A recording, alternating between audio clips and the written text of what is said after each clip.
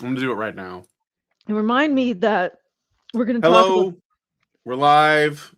I told you I was going live. Hello, everybody, and welcome back to Honey Badger Radio. My name is Brian, and I'm here with Alison and TL, and this is Maintaining Frame.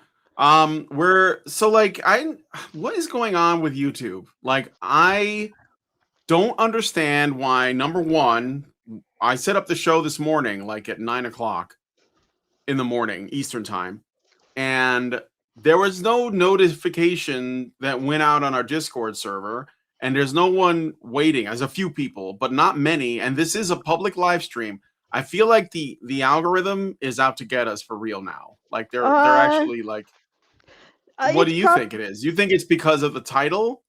It might be the repetition in the title because we put this out like last Friday. It could be, yeah. I mean, you can't discredit the idea that the algorithm war is out to like get some us. kind of like mythical ogre that lives in the war under the bridge in yeah.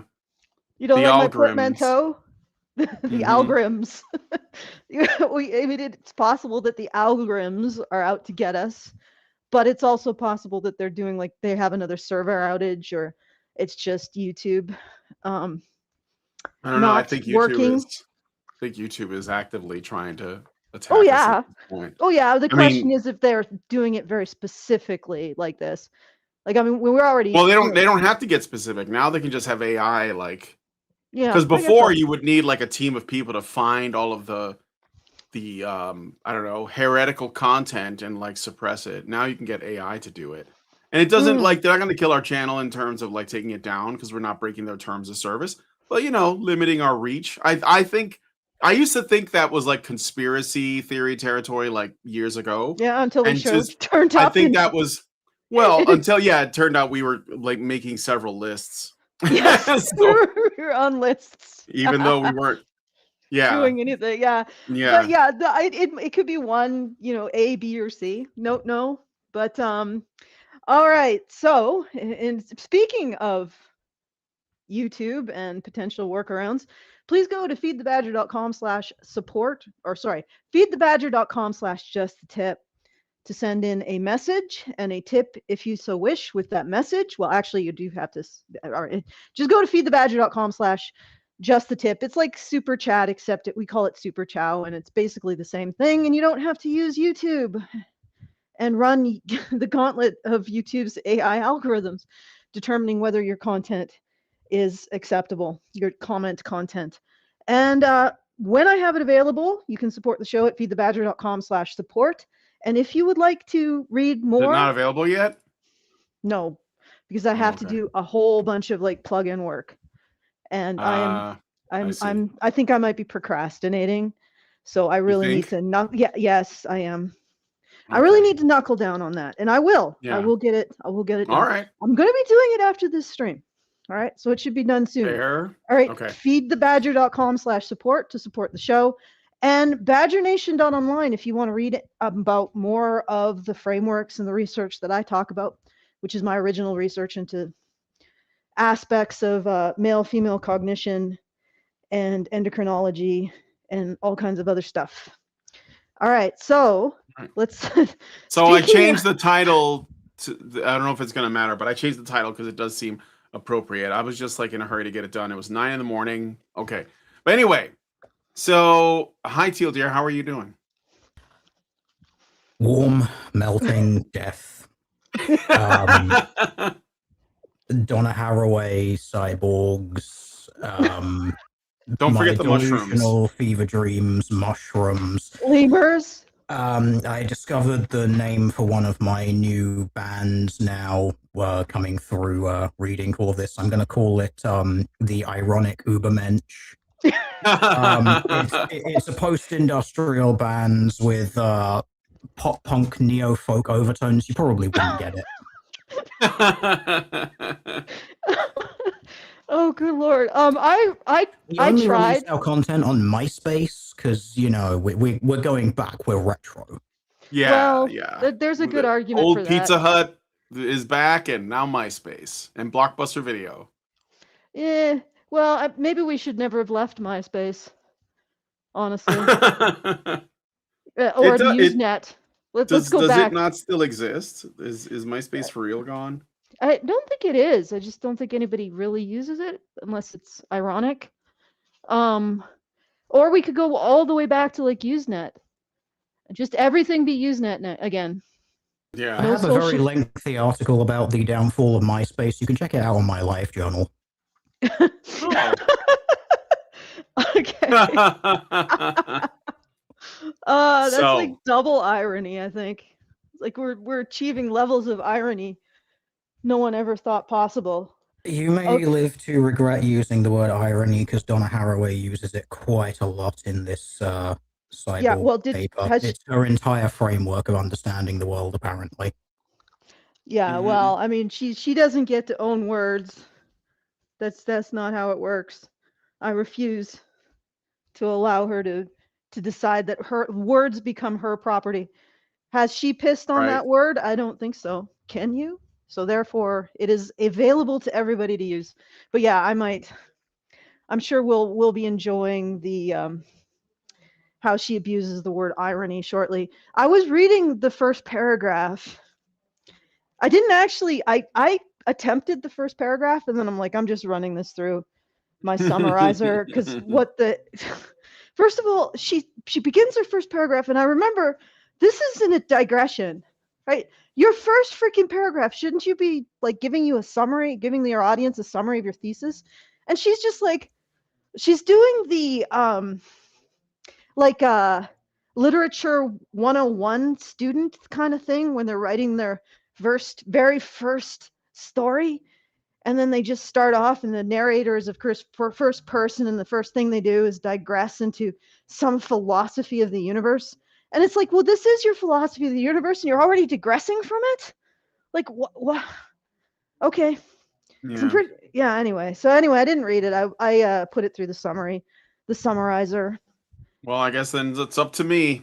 Yep. So Nobafan, I guess I'll be the one. Nobafan21 gave us a Rumble rant and said, I've heard many years ago the algorithm dislikes numbered content because users feel like they'll need to watch episode 1 of the series before understanding the 1000th episode of One Piece, Pokemon, etc. Well, I mean, you don't want to skip parts, but I changed the title anyway, so it doesn't have a number. But okay, so let's get into this. This is the website. vnsmatrix.net projects / the Cyberfeminist Manifesto for the 21st century. And then it says 1991. So I guess this is old in a way, or at least that's when it was conceived. We are the future cunt. That's literally what it says on the screen. I don't know if there should be a comma in there and it's basically saying we are the future cunt, or if they're saying we are the cunt of the future. And I said cunt a lot of times now. So my assumption is that this is being organized and taking place in Australia, because that would explain a lot. Oh, maybe. Whoa. I just saw a subheading. Go back up. VNS Matrix Merchants of Slime. Yeah. This is some serious like Web 1.0 kind of thing going on here. Maybe that's what they were going for. I mean, I don't know. Is there a way to date a website to find out if it's like old, and maybe that's what's going on here? But okay. I am just going to point out briefly that that VNS Matrix Merchants of Slime, really weird coincidence. That is the name of my pre-grunge spin-off band. They didn't consult me about referencing us there, but here we go. Yeah. I think it's time to Merchants of Slime is a good band name, though. That is a good band name. I think that's what I'm going to try to do to like maintain my sanity. Let's identify band names in this. But yeah, look for ways to make this cool. Okay, so we are the future cunt. We are the modern cunt, positive anti-reason, unbounded, unleashed, unforgiving. We see art with our cunt. We make art with our cunt. We believe in Jewisance, madness, Jewisance, madness, Holiness and poetry. I'm gonna see. Is this a word that exists? Is As this far as I know, it might be jouissance, which I think will be jouissance. French for something about life, maybe like full of vivacity. Yeah, it's a French language term implying enjoyment. Oh, okay. As in joie de How vivre. do you see art with your cunt? Look, Alice, it's another eye, basically. It's your winking eye. If you can use the anus as a window through which to see things, suddenly this makes sense. Daily reminder that is black anality for you, using the anus as a window through which to observe blackness and black culture and society. That is academic feminism, ladies and gentlemen. Yep. I'm just trying to imagine what kind of art the cunt can appreciate. You know, like think about it. It's a narrow section of art, I would imagine. Narrow and long. Okay, let's keep going. All right. We believe in jouissance, madness, holiness, and poetry.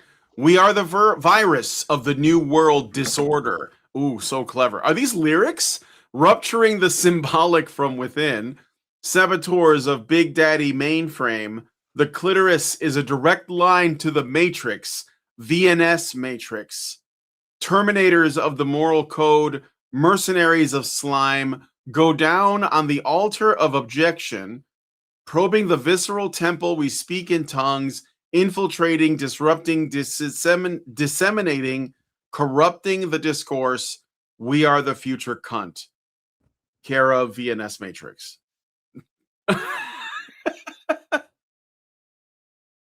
Okay.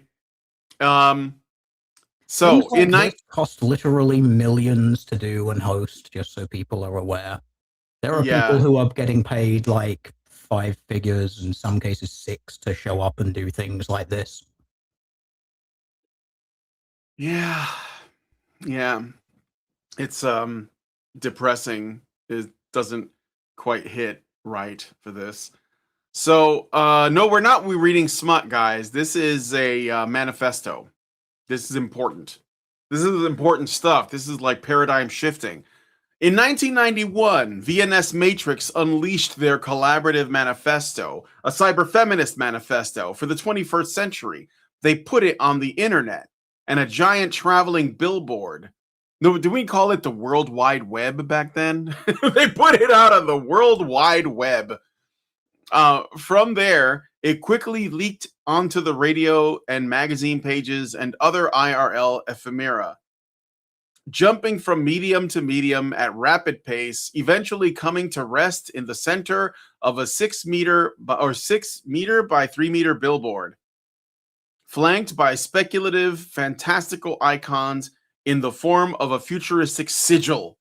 It was in this gynecanonical text that the term cyberfeminism first appeared. Yeah, but this is not a religion, guys. This is just like a worldview. You know, they have icons and they're in a futuristic sigils, and it's a gynecanonical text. So, but yeah, not a religion. So within this framework, does this mean that the AOL woman is like one of the saints of this thing? Anyone remember her? The AOL woman with the little bob cut and the dress was like made out of flowing text and web page looking things. Oh, what was her name? I'm gonna dig up a picture for people so I can look at. Or should I just put AOL woman? Yeah, she was in like all of the adverts. This is just what I'm thinking. It's like, cyberfeminism, women on the internet, and all of this, because it's era appropriate for what we're talking about. AOL lady. I think we found her. Let me see. Or I think I may have found her. Well, there's a lot. Oh yeah, I think this is it. Yeah, hold on a second. Is this a small image? It is. It's too small. I do have one thing to point out. They say they are saboteurs of Big Daddy mainframe, which obviously means they're completely ignorant of what is actually going on. But they require Big Daddy mainframe to even exist and have their ridiculous little movement. You know what I'm saying? Because without it, the very operative structure that they exist within would not exist. Mm-hmm. So I'm they're not playing it with basically sound. I'm just showing they're the basically ad. a bunch of harem girls saying that they're doing a coup. They're going to be the ones in charge, and then they stop at the gate and they're like, "Yeah, we did it. We got to the gate." Well, are you going to go out of the gate? No, it's too nice here. We have no Yeah. conception of what lies without, and we don't even they don't even realize that there's an out. So they think that just declaring that I guess they are saboteurs of Daddy Mainframe means that they have successfully engaged in a coup against him, even though they have not exited everything that he controls at all. So literally, it's just if we signal this, if we say the words, that makes it true. Yep. What do you do with this kind of thinking? Move. Yeah, just except at some point you realize you cannot have people whose native thinking patterns run along these lines have access to the levers of society, because what will result will not be good, will not be functional, will not persist for very long. But okay, Mm-hmm. but I guess that's a very controversial thing to say. All right. Yeah. Let's All do right. some more. Let's get into the actual essay. That was just like the web page, right? So this is this the AOL lady you were talking about, Teal dear? Yeah, I'm that showing is right now. Yeah, okay, there she is. Yep. All right. So I could see her being like one of the patron saints of this. I could see that completely. All right, so here we go. The Manifesto by Melinda Reckham, 2018, so at least not that old, not 1991. They say that they foster disorder in all its forms: confusion, troubles, violent debates, disarray, upsets, disturbances, incoherences, irregularities, divergences, complications, disagreements, discords, clashes, polemics, discussions, contentions, brawls, disputes, conflicts, routs, debacles, cataclysms, disturbances, quarrels, agitation, turbulence, conflagrations, chaos, anarchy. What is this, a slam poem? Monique? whiskey, What? whiskey, table, bottle, chrysanthemum, locker, ocean. Oh my god! We're just listing words now, apparently. Is this so let's go with it. is this like the thing from Blade Runner where they're like, testing the replicants to see if they're human, if they're The and then empathy response, they the throw void the talk, words at them. Yeah, right. the void talk Confusion. test. Yeah. You've come Oh, across a pocket of anarchy. Do you? good lord. All right. I mean, they probably think this is really deep. Is what I'm saying. It's not a word salad, because a salad tastes good when you have all the ingredients together. This is like this is like the word version of the Ganges, okay? But anyway, okay. So that was just like to prepare you for this, okay? So if you couldn't get past this first whatever this is, intro, you're not ready for the actual manifesto. So I'm going to try. I like to imagine that VNS Matrix's A Cyberfeminist Manifesto for the 21st Century joyfully spat itself out, simmered over summer under the thinning ozone in Adelaide, a city sited between the desert and the Antarctic, fed by the cyber fiction of Pat Cardigan, Octavia Butler, William Gibson, Neil Stevenson, simultaneously soothed and stimulated by techno, Patti Smith, ambient trance, and Diamanda Gallas, enraged by the sexism of Wired and Mondo 2000, and engaged by the raw psychosexuality of Kathy Acker and Linda Dement. Okay. is this ever going to get to Donna Haraway's actual, or is this something completely different? Like that just references. I'm wondering now if I have the wrong. Yeah. No, there's a bunch of. This is not. Is this not it? Okay. No, I don't think so. I think you just. Then why? What is this then? How come I searched for? Okay. Donna Haraway, is that her name?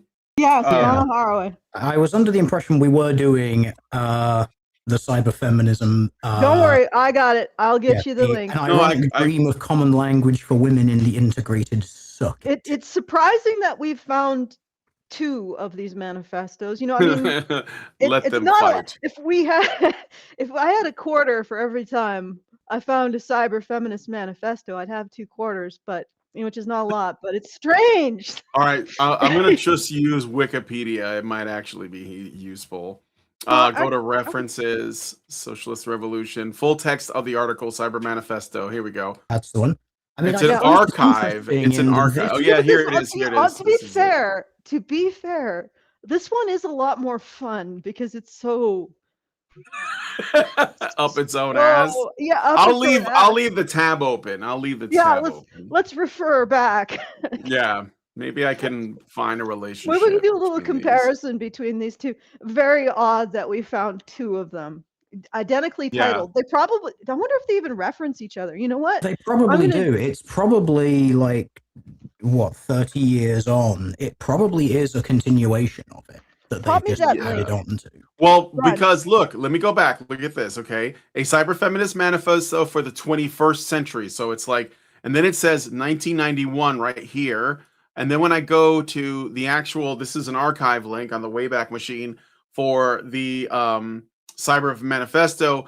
It's Donna Haraway, A Cyborg Manifesto, Science, Technology, and Socialist Feminism in the late 20th century. And look, 1991. So it's the same year. So yeah, I think it does reference itself. But I think this is like an older version. This is like the beta. Pop me the link. This is an archive link. So just give me that, and I will incorporate this. I will enfold this into my analysis. Sent. All right, good. All right. So let's try to get into this. And again, guys, send us super chats or super chows if you want to contribute to this conversation, such as it is. You hesitate. Swollen pause. Okay. All right. I don't know if it might be worth me giving a brief overview of what Donna Haraway considers a cyborg to be.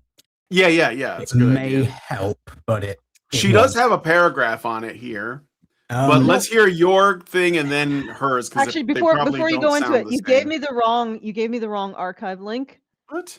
Oh no! Wait! You gave me 2. You gave me 2. Okay, just a sec. I got it. I figured it out. It went. Why did it go in twice? That's weird. It just. Oh no! It's a web archive, and then it goes, and then it also has the Stanford edu thing. That's crazy. Don't worry about it. Yeah, that's how it appears in my address bar. Okay, go ahead, Ms. Tilger. Okay, so we all know what cyborgs are. They are organic and machine. You kind of just mash them together. It's this sort of post-human, transhumanist thing. That's been the understanding of it for several decades. That's how people use it. It is not how Donna Haraway uses it. She uses it a little bit in that sense, but then it spins off into basically being a political identity. So the way that she describes these, the cyborg is as this ironic post-societal entity. Because society, in her framework, is objective, it is things that men have created. This goes back to some of the other textbooks that we've read from.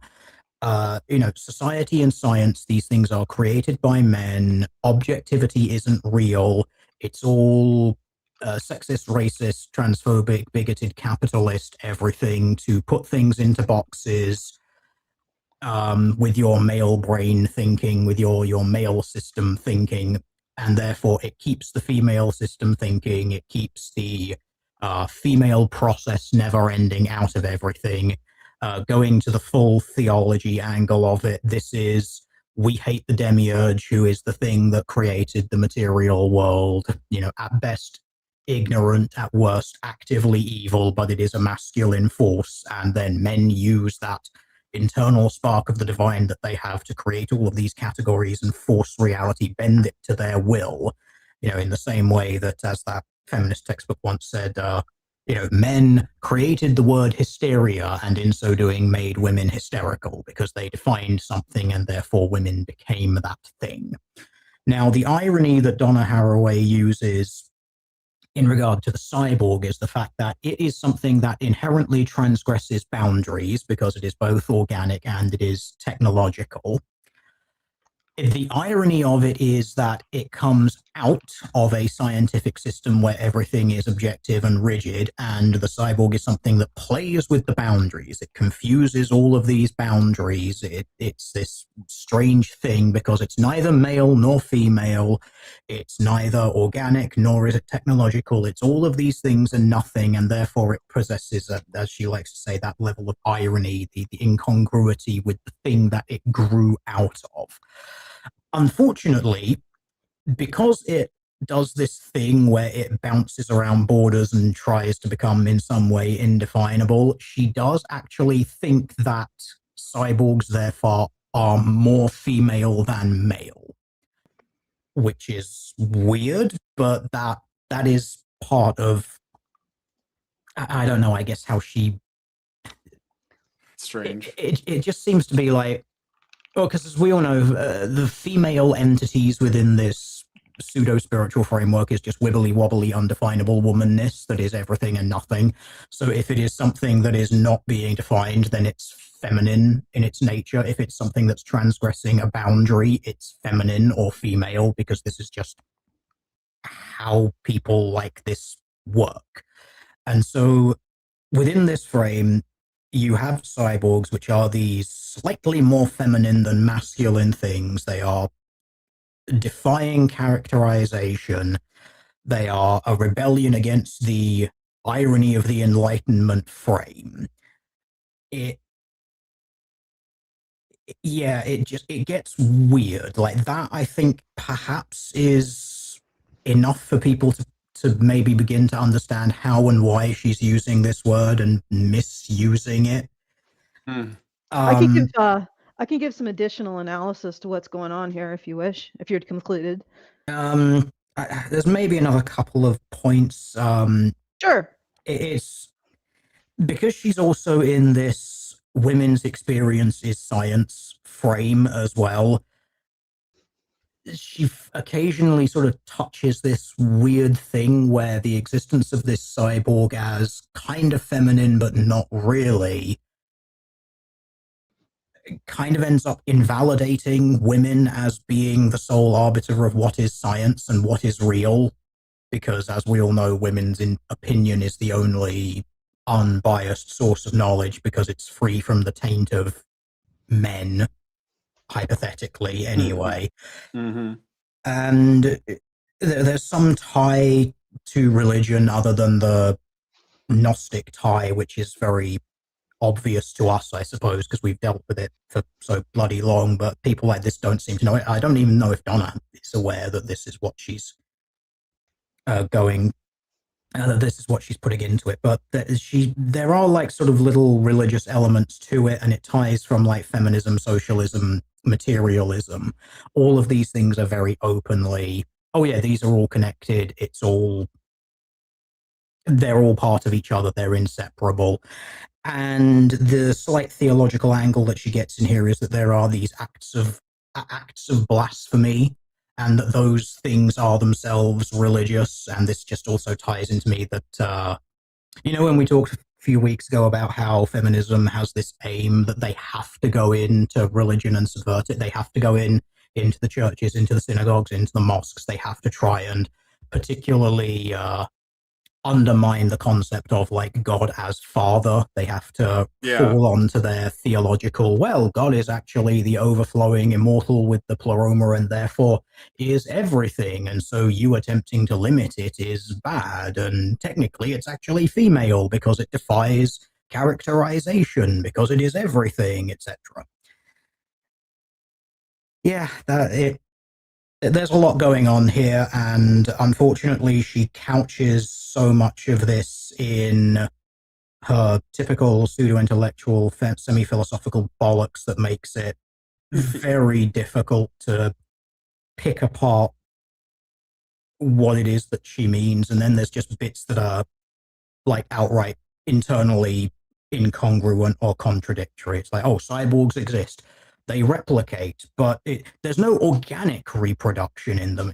Well, if they contain organic elements, there is necessarily organic reproduction, unless you're in some, I guess, Star Trek world where you can use machines to, I guess, print cells somehow without the cells ever dividing. But I don't think that that's what she's getting to with things like that. And she also has some very strange ideas about ferns and invertebrates.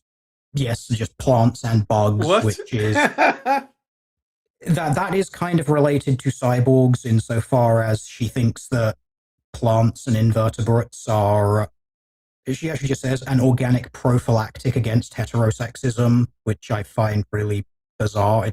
But these things reproduce sexually. I mean, some plants clone themselves. Invertebrates, as far as I know, are all sexually reproducing. There are probably some that can clone themselves. I'm not going to say there aren't definitively. I don't know the entire animal tree off the top of my head. But this idea that the mere existence of these things is like this prophylactic, it's therefore this protection against heterosexism. Okay, you're strange. This is some serious Lilith energy. Yeah. I finally understand that reference. I have come to my understanding of Lilith energy from a very, very strange route that probably nobody wants to hear about, but I do. Because it sounds insane, and I like insanity, and I'd like to avoid reading Donna Hathaway. Honestly, I'm serious. I can only ever stomach maybe a couple of pages of her at any given time. It is excruciating going through her writing. Okay. Let's table that, and I will tell you why I think she's at war with the concept of woman. It's because it's an essentially operative concept. So it is about biological function. It is objective. It is based on a particular use that your body does, right? Because women gestate, they give birth, they lactate, that kind of stuff. And they also elicit particular hormonal responses in men or endocrine responses in men. So the whole gamut is very operative, like inputs, machine, output. And she denies that as a patriarchal concept, as a patriarchal cognitive concept, that women should be defined by their biological state, by their biological utility, which is not like, it's like biological utility is not just gestation. It's also whatever particular physical acumen that women bring to the world. But any of that is classified as verboten because it's operative. It's male thinking to identify women as women. So instead, what she's done is she said that women are, or woman is not, like the biological observation that women exist is male thinking. What we need to replace it with is women's own cognitive modality, which is everything in relation to everything else. You know what I'm saying? So that's how women see the general world. And so she's saying that women should be defined by women's cognition without ever being that clear. So a woman is a node in a social network, and she's defined in relation to everything else in that network. There's no operative reality to define. And she's basically saying everything should exist within women's cognitive understanding of the word, women's cosmology. And there should be no relationship to the way that men look at the world and recognize that things do things, right? That things have observable features that are innate. So she's basically saying that everything should be defined in the way women define it. And And a cyborg having all of the, being something that's in relation to other things. So in relation to the organic world, in relation to the cyber world, and is defined by its relationships to those things, that is feminine. And the whole process of identifying with that is feminine, because she's very much against masculinity and the daddy mainframe, or whatever the hell she calls it, and all of that. So what she's essentially saying is that there's no legitimate male cognitive operation at all. Everything should be in the female social web, and everything outside of it, everything operative, is illegitimate. So that's why women can't have an operative definition rooted in biology. They have to have a relational definition. And in fact, what ends up happening is everything is woman. Everything legitimate is woman. Everything legitimate is seeing the world through the process of where do I relate to everything else in the social web. And any cognitive process that isn't that is illegitimate, and any individual who engages in it is illegitimate, and every individual who engages in it is a legitimate target for either social censure, moving into, genocide, because they aren't really human. Does that make, do you guys understand what I'm saying, or do I need to explain it again? Makes sense. By my understanding of it, it's wibbly wobbly womanness. It is female process. It is anything that you define is masculine demiurgical thinking, which needs to be destroyed so we can transcend back to, God or Gaia or the undefinable, the social wibbly web, wobbly really. whatever of subjective appearances, and when everything becomes one again. When I made that example of the harem girls declaring a coup against Daddy Mainframe, the Sultan, they think that the coup is simply declaring that they are free, or basically saying, well, we don't acknowledge that he constructed this reality. We're not going to give him gratitude for having constructed this reality. Therefore, the reality becomes our construct, because we have refused to acknowledge a position in the social web. So that's the way that they're thinking. And I think Donna Haraway is sort of in the same modality, is that as long as you don't acknowledge that men create the reality you occupy, you refuse to express gratitude, you refuse to express any kind of complementarianism, as long as you refuse that, then the reality, you own the reality, because you have excluded the men from the social web. So they're no longer a part of your understanding or your recognition that they should exist or have the right to exist. You get what I'm saying? So if you, I'll wait until you guys respond. Go ahead, Tildir. Makes sense. Like I say, it's yeah. So yeah, I mean, it's a feminine approach to, but it's not a literal coup. It's not actually going to the Sultan and killing him and installing your own Sultan. It's just simply saying you are not part of the relational web. Therefore, all of your contributions are nullified and unrecognized. And and that's what they're doing. That's what she's doing. And she's saying, well, the concept of woman is patriarchal, and we are nullifying that. And now it doesn't exist. It's not part of the social web. It's not acceptable. And it's just, once you understand it, it makes more sense. It's not exactly logical, but it has coherence, if that makes sense. Yeah. All right. It's coherent, but I mean, yeah, not logical, like you said.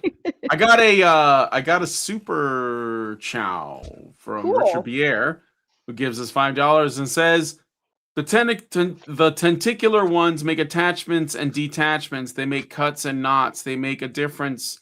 They weave paths and consequences, but not determinisms. They are both opened and knotted in some ways and not others. Donna Haraway, staying with the trouble, making kin in the Cthulhu scene, 2016, the broader context, according to Google's AI. Haraway uses the metaphor of string figures like the cat's cradle game to explain how the world is a web of ever-changing connections. She invites us to stay with the trouble, to embrace the complex, messy, and tangled realities of the world rather than looking for simple, clean solutions. You mean the ones that keep us alive? Yeah. God damn. No, but yeah, that's exactly it. She's always staying in the being, and she's always fixated on these contradictions that never resolve. Right? They never resolve into any kind of actionable or goal or operative process. They're always just things merging and unmerging and kaleidoscoping and going left and going right and then going into other dimensions, and everything is just this endless relation between everything else. Right? That is the end state and the failure mode of relational web thinking. Like Donna Hathaway is literally like example numero uno of the relational web thinker taken to a terminal point. And I mean, it gets darker too, because this relational web thinking completely detached from reality and any kind of consequence, all it ends up doing is becoming a hostility generator and a target marker. So it's basically it's a war machine that knows no peacetime. All right, let's. Yeah, exactly. It basically is saying don't try to change anything. Indoors. That was great indoors, not Richard. That was great indoors. Yeah. Sorry about that. Great indoors. Yeah, take it as a compliment. Okay, so now I'm gonna start the article. An ironic dream of a common language for women in the integrated circuit. This chapter is an effort to build an ironic political myth faithful to feminism, socialism, and materialism. I'm going to read that again.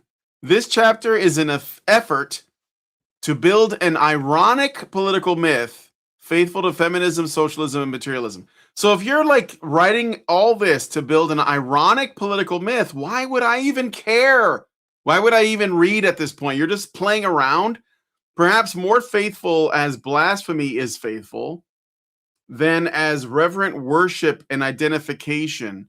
Blasphemy has always seemed to require taking things very seriously. I know no better stance to adopt from within the secular religious evangelical traditions of United States politics, including the politics of socialist feminism. But you repeat yourself. Blasphemy protects one from the moral majority within while still insisting on the need for community. Blasphemy is not apostasy.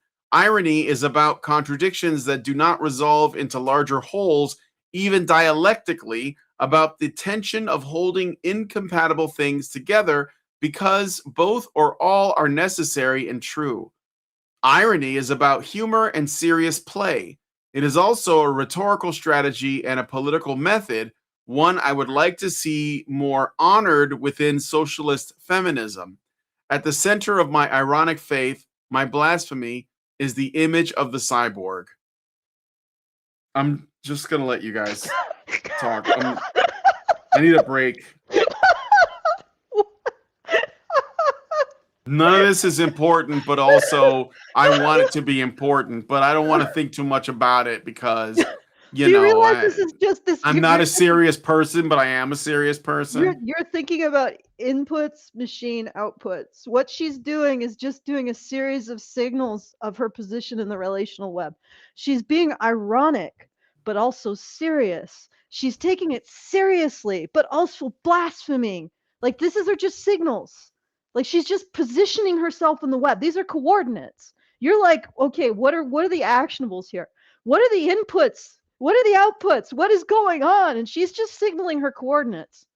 It's a completely different mental cognition. And I'm laughing because, of course, it makes no freaking sense.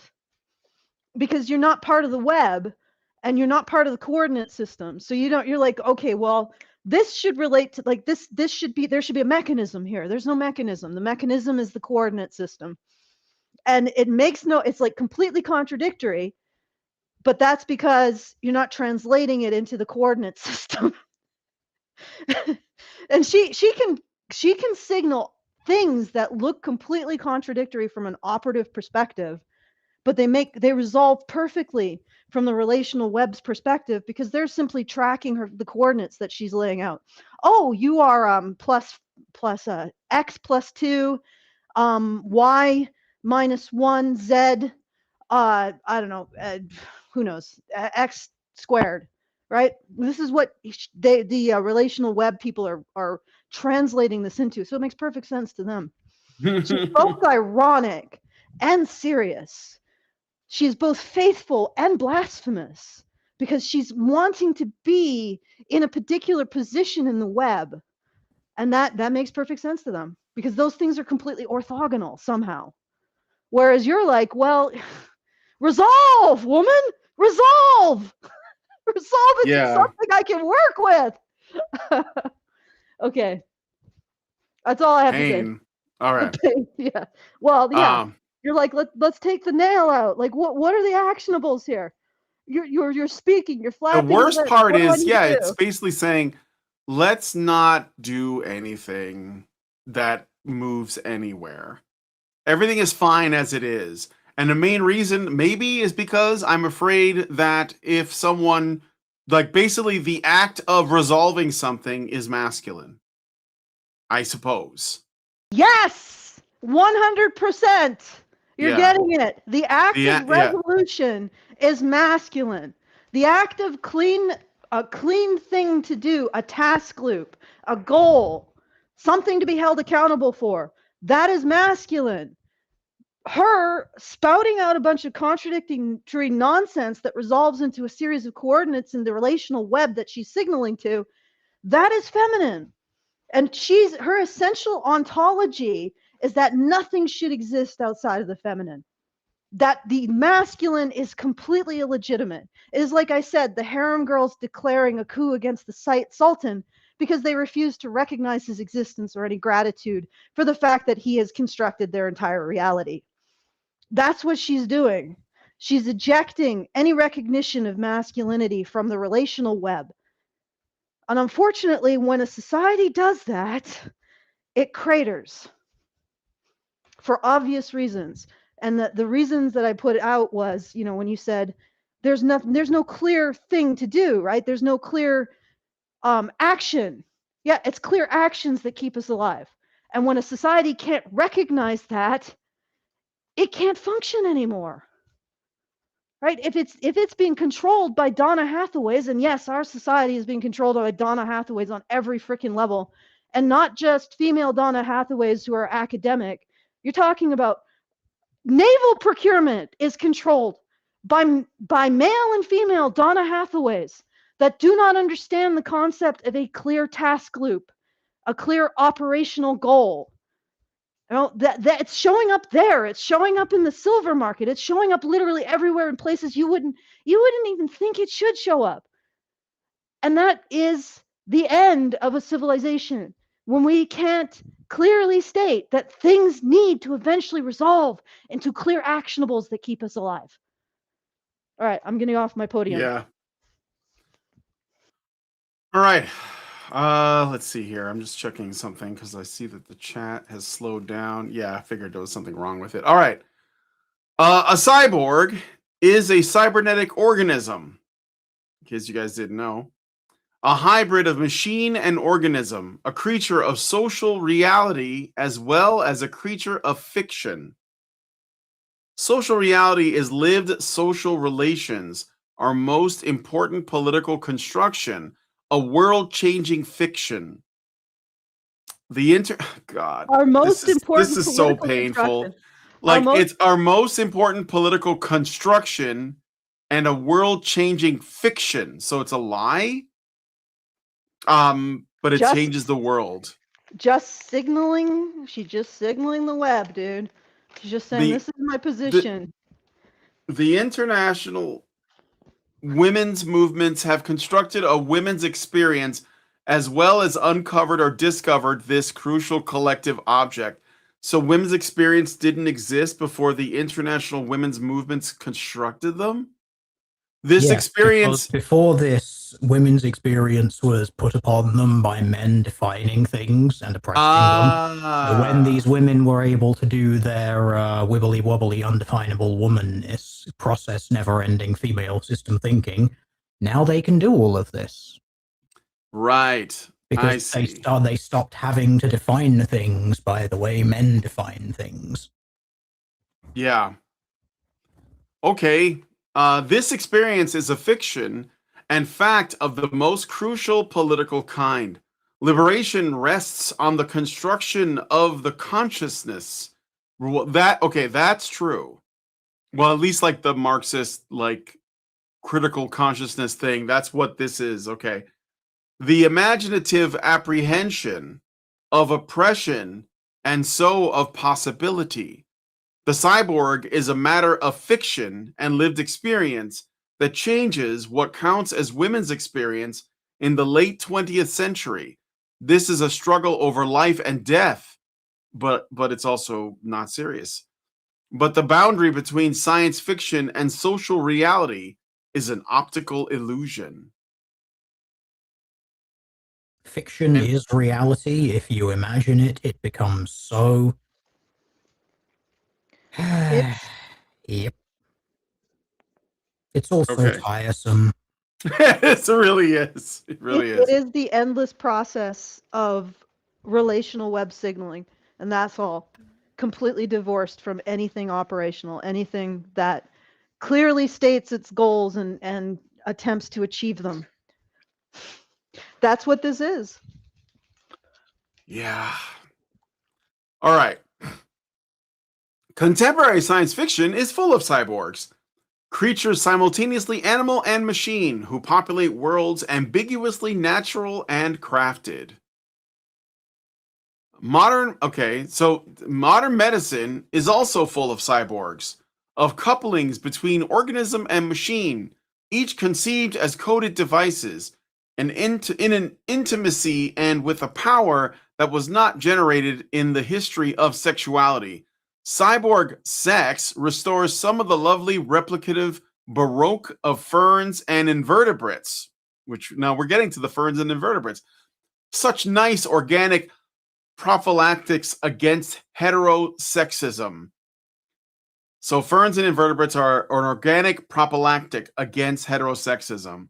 Cyborg replication. Their mere existence apparently disproves like heterosexuality, I guess, in the same way that cyborgs disprove heterosexuality because, they're neither male nor female. They're kind of a little bit of everything, guys. They can be whatever we want them to be. Herp. Yeah. Cyborg replication. Oh, sorry, Allison. Go ahead. This is telling, because I was saying this is Lilith energy. This is the refusal of the generative act, the way humans engage in it. Heterosexuality. This is it's the refusal of human pair bonding, the refusal of complementarianism, the refusal of the literal physical act that produces new humans. With the it's like I said, Lilith energy. And I will explain how I went and I found this at some point, but that would be a digression. So continue, Brian. Part of me does actually wonder if within this insane female way of thinking about this, that these people seem just compelled to think about, whether they actually think that, actually I suppose they do, that people are actually just created within this. You just define them socially and then they exist. Like, you don't actually physically produce them via sexual reproduction. No, you just identify that this person exists and then they spring into being somehow. Which, of course, if you're part of a theology that believes that humans are totally able to up their vibrational frequencies and manifest things into existence by just willing it to be so, well, you would think that. Of course you would. Yup. Yeah. And you can literally create other souls by just thinking about it really hard. Yeah. And so there's no necessity of of recognizing or accepting the fact that we have any evolutionary inheritance, or if you want to look at it from a religious point of view, because every religion, every philosophical system, Confucianism might be the only like outlier, but they still recognize that the union between wife and husband was the central relationship in a society from which everything else flowed.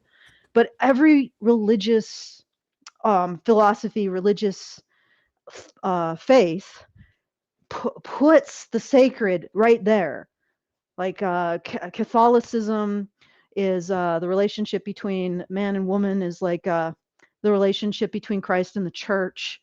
You know, the Hinduism has the god and the goddess, and Hera, the goddess of the hearth, and all of this. So every religion, or pagan or otherwise, says that the union of male and female in marriage is sacred, right? It's a sacred union. And she is saying the exact opposite of every functional philosophy and religion throughout human history, that it is not the source of the sacred. It is actually the source of sin and demonic. It's like where hell cracks open and the demonic forces enter the world, right? That is feminism's allegation towards heterosexual union, specifically in marriage, because I think they're okay with like casual sex. That it is the source of sin. It's the source of demonic energy. It's just like the hell mouth opening up. That's what they're asserting, and it's in complete. It's the male part of those unions. Well, you can't really have heterosexuality without the male part, right? True, but all of it comes down fundamentally to just we don't want the male bit of it. Because remember, any time there's anything male, actual, otherwise, or metaphysically male, or even just male thinking, that is when all of these things become oppressive, because it starts being defined. Yeah. I mean, yes, it is the male part that's bringing the evil, but my overall point is that the result of that is to identify the point that throughout all of human history, every religion and philosophy identified as either sacred or fundamental, and is actually essential to the existence of humans. We exist because of that. And not just heterosexual sex in the casual context, but pair bonding. We exist because of that. And pointing to that and saying that is the thing that must be destroyed. You know, this is the repeating motif in feminism, is that this is the thing that must be destroyed. What a surprise, it's being destroyed, right? Cue the trad cons doing surprise Pikachu face. Why are birth rates and marriage rates declining? Where could that have come from? It must be men. Men failing to be men, not this gigantic ideology that has located the locus of evil in that very act and controls all kinds of levers in academia, government, NGOs, corporations, investment funds. No, that's not where it must be men. It must be young men failing to do what they need to do to make this all work. But anyway, it's just that's what's sort of. That's why I call it Lilith energy, because it's the same energy that was identified in Lilith, who refused, the particular configuration of a man on top. Basically, she refused missionary. And do you guys know about that, right? Well, I don't know. I know some things about Lilith, but no, I didn't know that she refused missionary, though it makes sense. Yes. And the feminist framing of that is that Lilith refused to be subordinate to Adam. Yes, that I know. She rebelled against Adam, yeah. That she wanted equality, specifically in missionary. Like she wanted what she called equality. And feminists latch on to that and say, well, patriarchy is about dominating women. But that whole thing is about, like Lilith demanding that they have sex in a position other than missionary, wasn't about men being able to dominate women. It was about Lilith taking a complementarian act and turning it into a status jockeying.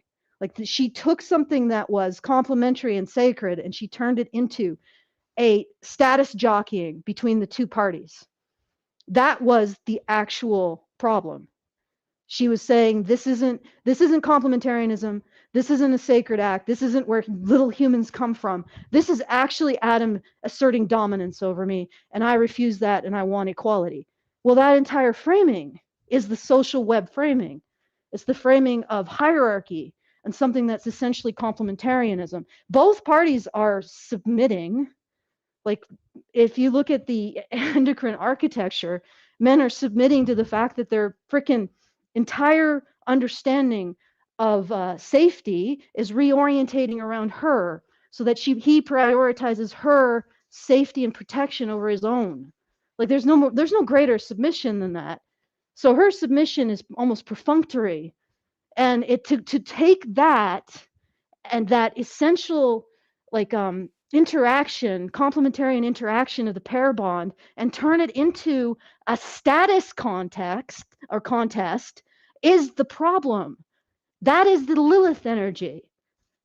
It's taking the most essential and most divine aspect of human interaction, and most essential to our actual perpetration or continuation as a species, and it's turning it from what it is into a freaking status competition.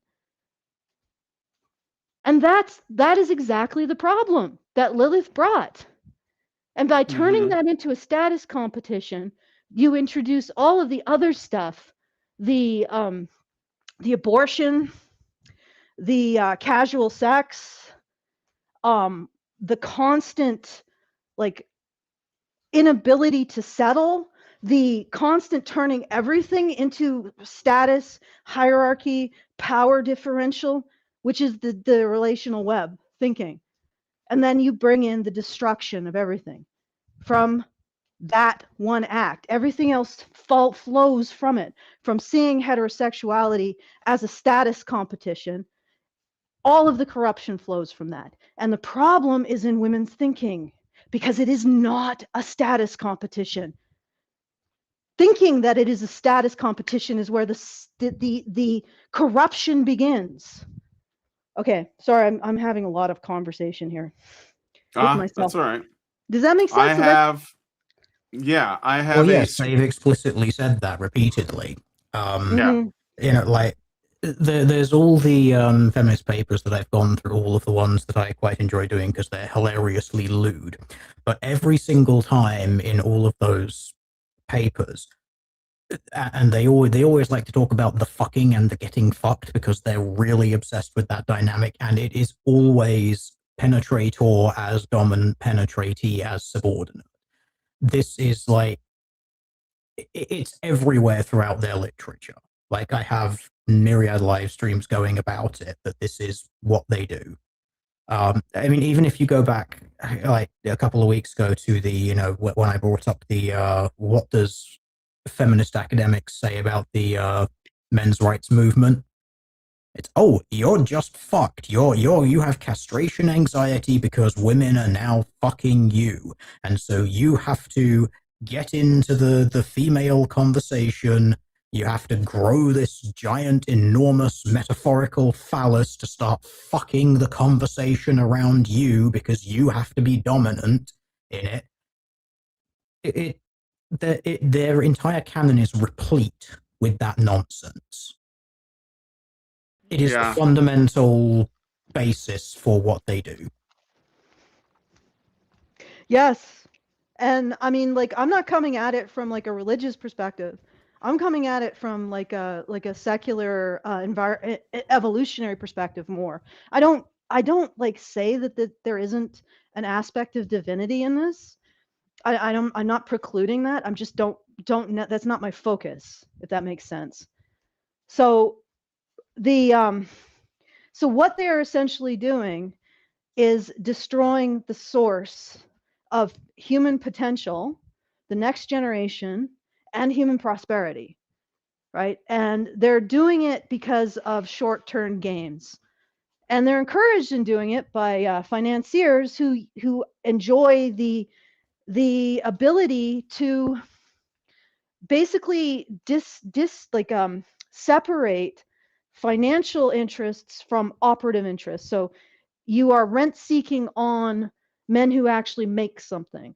And that's that feminist firewall, that masculinity itself is suspect, allows financiers to do that without inevitably getting the French Revolution, right?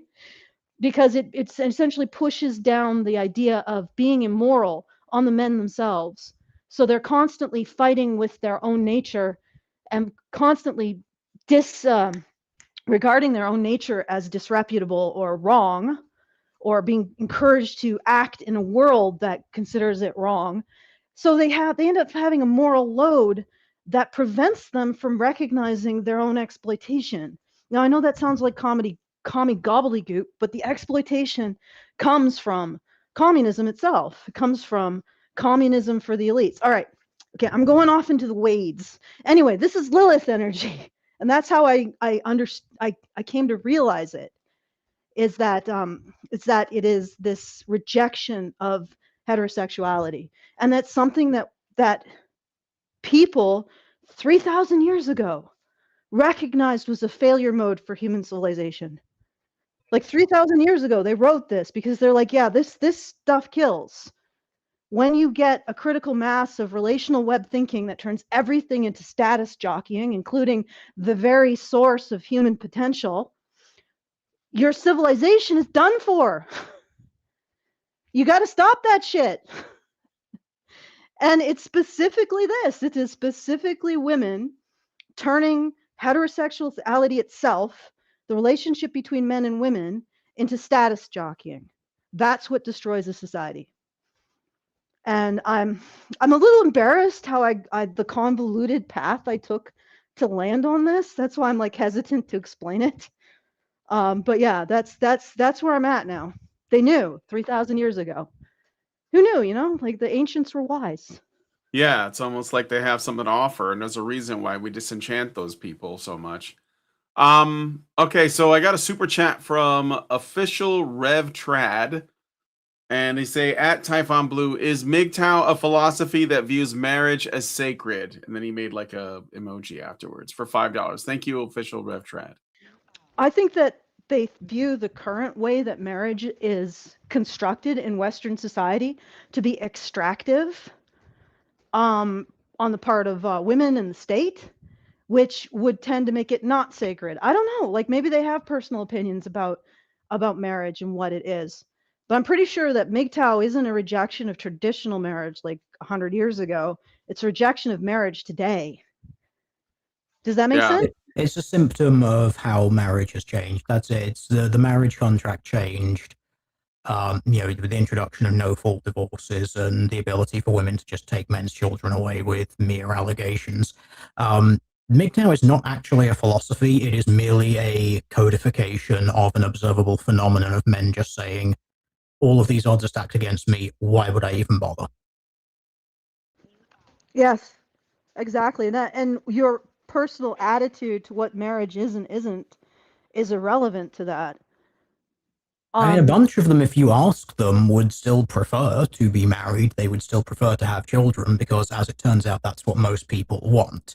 I mean, when you survey people, the attitude, it tends to be, it sort of seems to fluctuate anything from about 95 to about 80% of people, like, want marriage and children as just like the default, and about 80-something% of people, 85% of people throughout all of society will achieve those things at some point.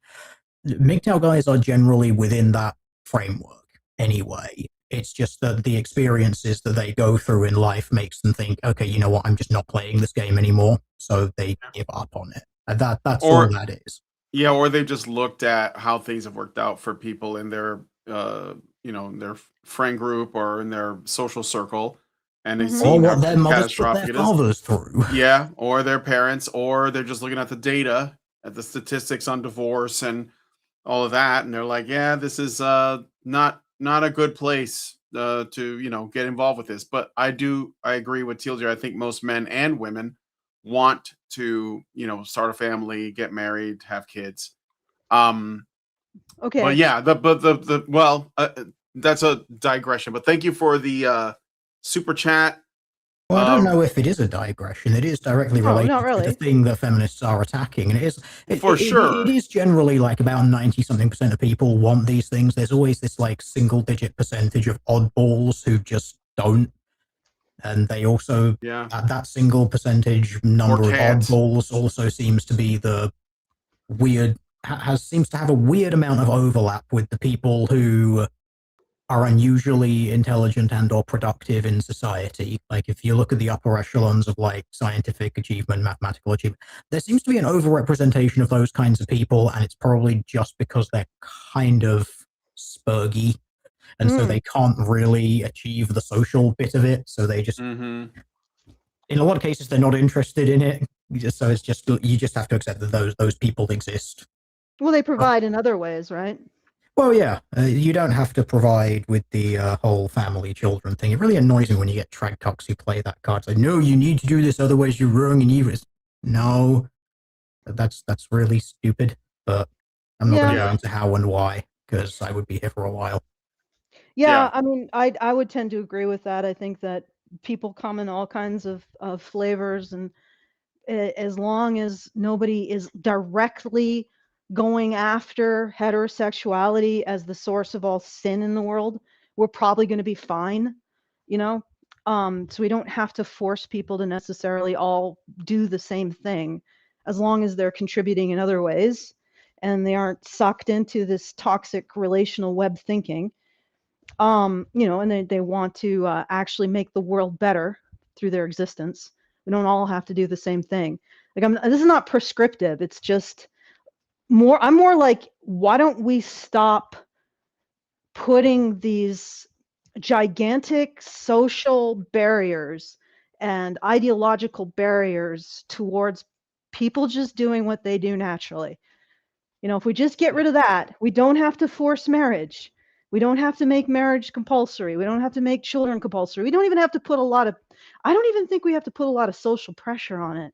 We just have to take out the ideology and maybe make women have a little fewer sources of oxytocin and dopamine, and everything will probably be fine, right? It'll probably equalize itself.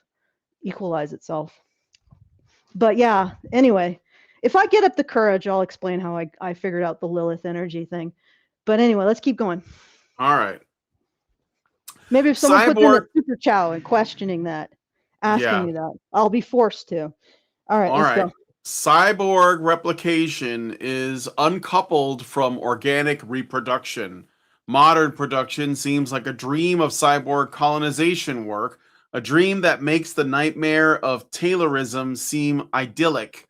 And modern war is a cyborg orgy coded by C3I, Command Control Communications Intelligence. So and war 84 is feminine? What? War is feminine, according to her? Yeah, I guess so. I don't know. Like, I just want to get through this paragraph. Command Control Communication Intelligence, an $84 billion item in 1984's U.S. defense budget. I am making an argument for the cyborg as a fiction mapping our social and bodily reality, and as an imaginative resource suggesting some very fruitful couplings. Michael Foucault's biopolitics is a flaccid premonition of cyborg politics, a very open field. Okay. Now, wow, she had to get. I think I need to put this through like a translator, because I know that she's trying to say something coherent, but she feels the need to like just absolutely crowd this with like gobbledygook. So I'm gonna talk to Grok. Let me see. So we're gonna go to Grok, and I'm going to basically ask Grok to translate. I'm just gonna say, take this and give it to me in layman's terms. That's what I'm gonna do. All right. So give me this in layman's terms, just so I can see how it puts it together. All right. Grok is working. Bottom line. News, a data center has just somehow committed suicide somewhere in America. We didn't know such things were possible. Bottom line, I'm just going to read the bottom line. We're all becoming cyborgs, humans blended with technology. Haraway thinks this is liberating. It breaks old rules about gender, sex, bodies, work, and power, and opens the door to new creative ways of being. Instead of fearing the machine, human mix, she wants us to play with it and use it to imagine better futures. Grok there it is. Now, averaging how? out. What? Grok is doing the Grok thing, which is making it sound better than it is. It's defending it, right? Well, I mean, I think it's just being somewhat objective. Like, she basically, this is what she wants to do. I didn't ask Grok to give me an opinion on it. But I think that it sounds to me in the same way that Mike Cernovich, you guys know who Mike Cernovich is? I remember him saying, he was on it doing an interview, and I just happened to see this clip on like Shorts or something, where he said that he doesn't use a cell phone, like a smartphone, because the people who use smartphones are basically cyborgs. That stood out to me as ridiculous. Like, using technology means you're a cyborg. Like you know what I mean? And I think that that's what she's saying, because like in 1984, the C31 command control communication and intelligence, just using technology makes you a cyborg. Like, that's what it sounds like, you know? So by that definition being as broad as it is, then we have been cyborgs like what, since like the fucking, I don't know, like the first machines, like the ancient Greeks, when they had like or the whatever, the aqueduct was made. I don't know, and I don't know, it's just like it's just a broadening of the definition. So Hula Troop says, I totally get that. Phones reprogram our brains, not the other way around. I mean, I don't know about that. I mean, I think that we have free will, and we don't have to like let them do anything to us if we don't want them to. But maybe I'm wrong. It starts to sound like I blame the internet for all of our woes. No, I blame people. How about that? But okay, go ahead, Allison. All right. What are you gonna say?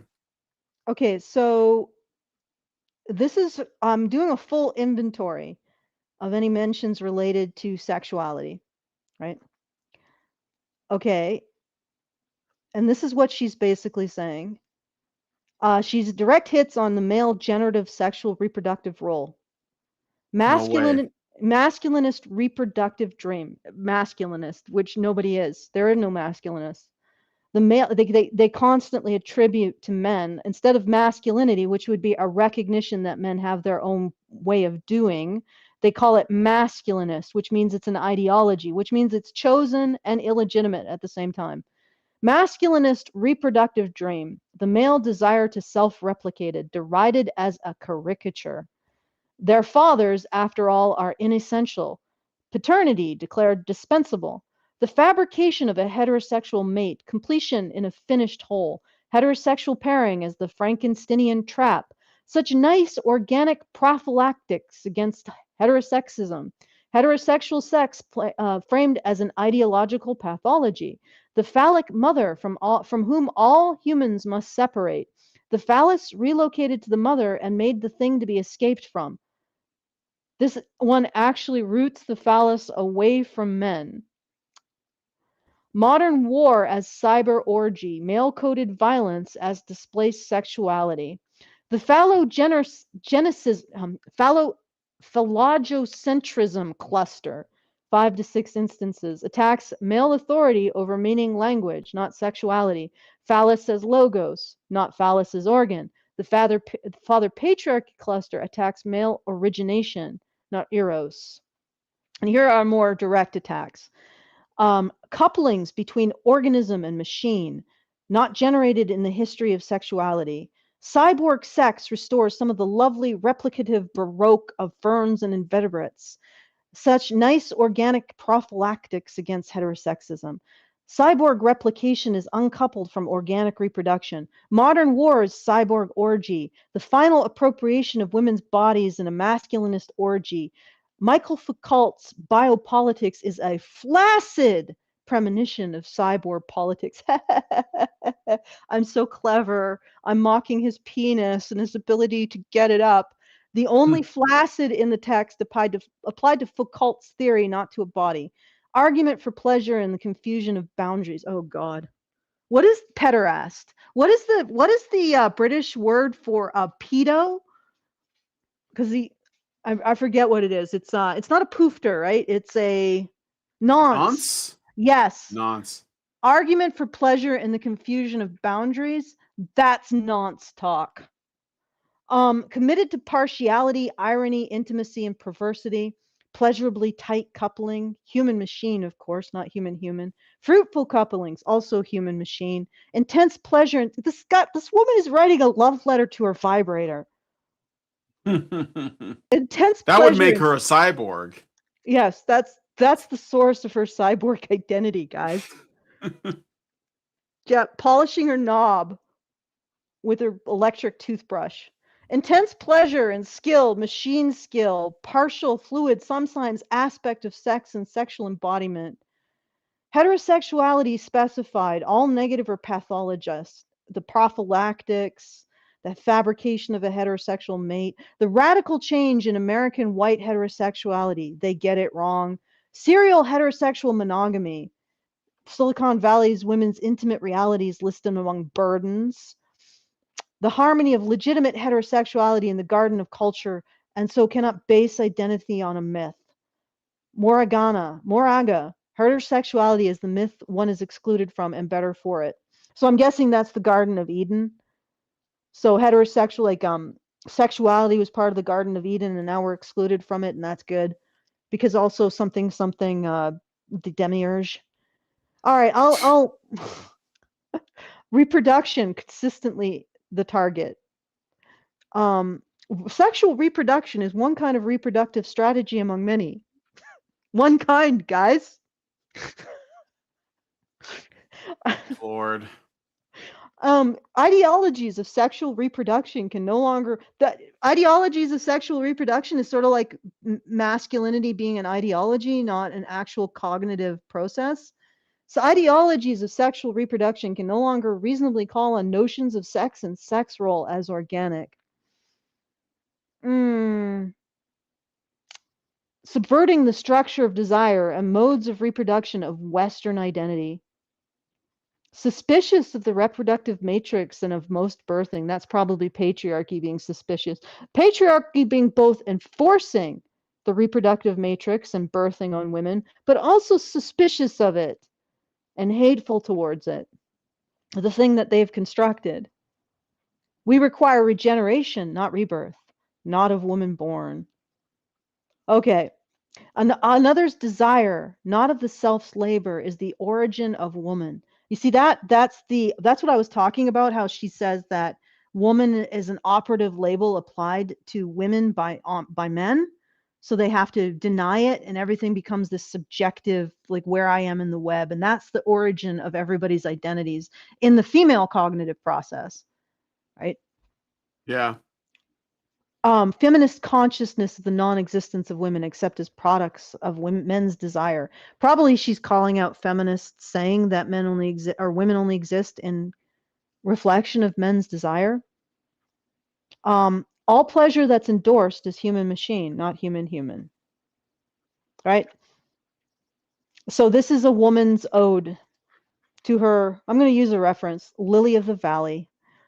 That's a reference to the No Man's Zone. It's like a Russian parody of feminism.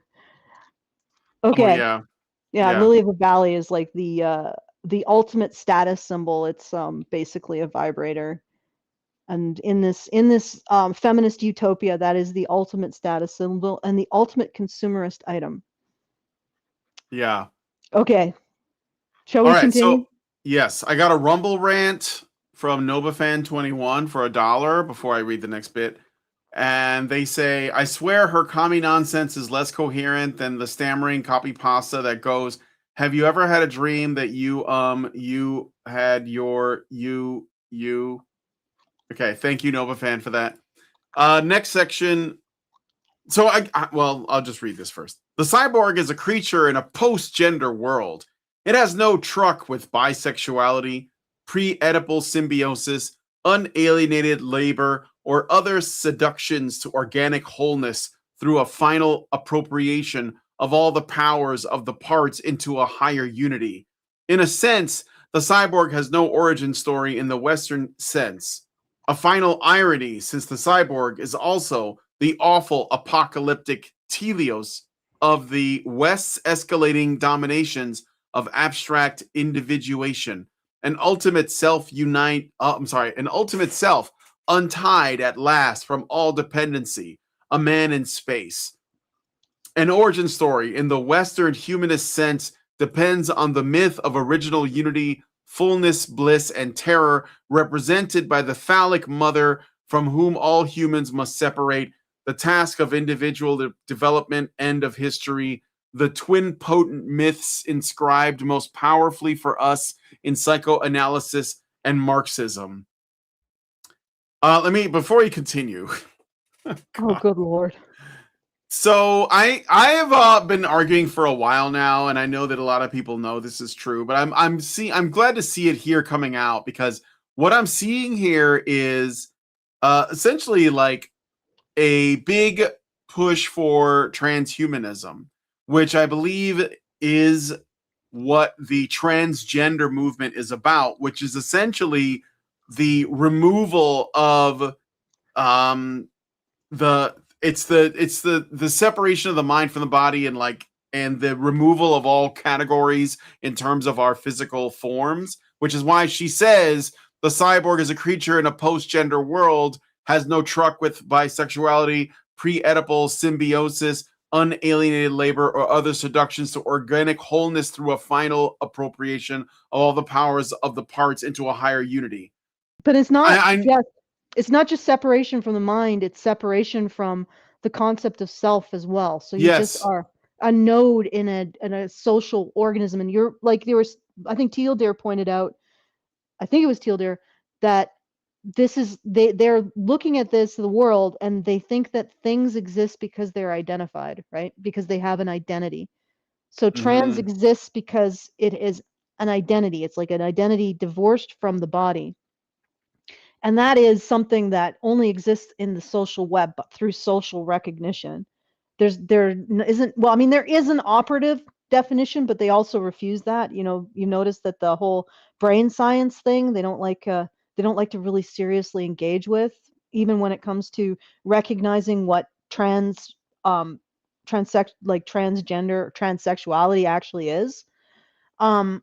Which is why they don't use transsexuality, because they want it to be an identity constructed by recognition in the social web. And they're not even, and it's also not really a self, because in order to have a self, a real understanding of self, you have to be able to divorce yourself from the social web.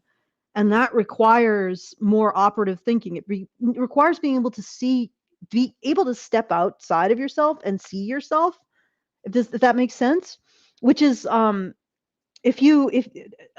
like a visual demonstration of this would be the selfie photos that women take. You know what I'm talking about? When they have an object, and the object, the woman object test. And when they describe first person point of view, they aren't in their actual direct experience. They're outside it, watching themselves as if they're in a web watching themselves, right? So they have to position themselves in relation to the object, because they are literally positioning themselves in relation to the social web. In order to actually have a sense of, like, a continuous sense of self, you have to be able to see yourself as separate, which means you have to be able to see yourself without reference to other people's cognition.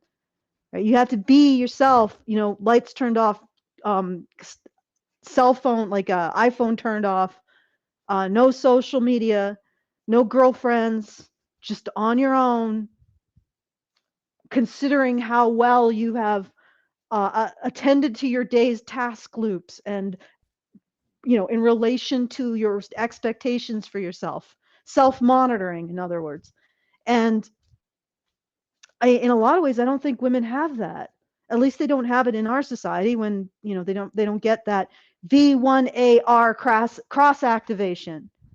Right? That's what it is. Cross activation with oxytocin. So they don't get that priming to have that kind of specificity. They don't even regard themselves as an individual. So what they're doing with the trans thing is they've latched onto it because it is an identity that requires social recognition, continuous social recognition to maintain. Do you see what I'm saying, Brian? So it's right in their modality. Yeah. Yeah. And when they do that, it isn't about the self. Like, it's not about recognition of the self, because that requires an additional action which is independent of the social web, which they don't do naturally. So it's honestly, if you look at it this way, these women really do need men to drag them out of this tar pit of hell that they are constructing for themselves, which is why women are increasingly miserable, because they are constantly subject to the whims of the social web with no inner core to anchor them. And that includes physical, like the physical recognition that you're a woman, which of course is patriarchy. Now, I feel like I've drifted, so I'm just going to shut up, and hopefully people can get what they can from that. Yeah. I've drifted into my own internal web. Okay.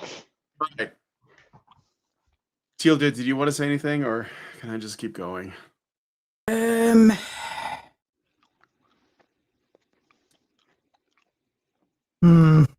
My temptation is to throw in some small bits about the pill and estrogen receptor tickling that does, and how that messes with people's bonding and interacting with each other, but I don't think I will. Well, is that another kind of cyborg? That's another kind of cyborg. Yes, it is. As it turns out, when you shoot people full of exogenous hormones, it changes how they interact with people. And not always for the better, depending on which receptors you are tickling. But if you tickle one of them with a suitable amount of estrogen, it encourages bonding with a lowering amount of empathy. And what do you think that causes when it comes to humans? What do you think a human will do when they bond, or they want to bond, but they have slightly reduced capacity for empathy? What is going to happen there when it comes to in-group and out-group dynamics? Can I make a comment that's coming out of left field? Forced to penetrate? No, that's really out left field. Like desire to bond without empathy. That sounds like suspiciously like sexual assault, but maybe I'm taking that in a different direction. Well, no, that's kind of a very extreme possible manifestation of it, but it's just so you're in a more salient position. Yeah, I mean this is more, I suppose, off in the wields, the wild fields. Wields are a thing. So we are in the wield of the endocrine architecture that you like to talk about and that I occasionally deal with, because why the hell not? Well, yes, when you have these oxytocin environments, it makes any interaction that you do more salient. So anytime you're in that sort of state, you're more. It's not so much receptive to positive bonding, but you're also more receptive to negative bonding, because it just raises the salience of any social interaction that you have. If you then tie okay, that's it. I see what you're going with this. Yeah, well, that's what that is. And then if you pile, for instance, pills on top of that, hormonal birth control pills, which flood estrogen into the body. Now, floods of estrogen into the body encourage bonding. However, it's mostly estrogen alpha receptors that get tickled that do that encourage positive bonding, which obviously you need, because, hey, you have infant, so you get the oxytocin rushes, you get the dopamine rushes, you get that little bit of tickling onto your estrogen alpha receptors. These are all things to prime you for bonding with a child. However, pills are also able to tickle the estrogen beta receptors, and when those ones get tickled, it actually lowers people's emotional responses to things. Evolutionarily speaking, this may simply be, okay, you're in a situation of bonding positively or negatively. That's kind of necessary. Just bonding like that is just generally a bit more salient. You're having negative bonds stimulated, positive bonds stimulated. You're having the ability to bond something with empathy or bond something without empathy. It's very possible that this is just like a survival mechanism for like stillbirth and things like that you can kind of separate from a little bit.